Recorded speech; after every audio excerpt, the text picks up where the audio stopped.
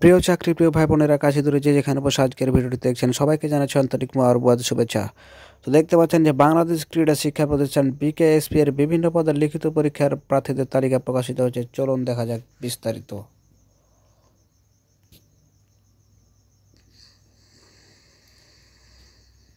তো আপনাদের সুবিধার জন্য আমি জুম করে দিলাম, চলুন এবার দেখা যাক। তো দেখতে পাচ্ছেন যে বাংলাদেশ ক্রীড়া শিক্ষা প্রতিষ্ঠান জিরানী সাভার ঢাকা আগামী 3 ডিসেম্বর 2022 তারিখ বেলা 12টা 30 ঘটিকায় অনুষ্ঠেয় প্রভাষক বাংলা, গণিত, ইতিহাস, কোচ, অ্যাথলেটিক্স ও টেনিস এবং সহকারী প্রোগ্রামের পদে লিখিত পরীক্ষার জন্য যোগ্য প্রার্থীদের তালিকা নিম্নরূপ উল্লেখ্য। লিখিত পরীক্ষায় উত্তীর্ণ প্রার্থীদের ব্যবহারিক ও মৌখিক পরীক্ষা আগামী 4 ডিসেম্বর 2022 তারিখ সকাল 9 ঘটিকায় অনুষ্ঠিত হবে। তো চলুন দেখা যাক। দেখতে পাচ্ছেন যে নামগুলো দেখতে পাচ্ছেন, আপনারা নিজ দায়িত্বে দেখে নেবেন যে আপনার নামটা পড়ছে কিনা।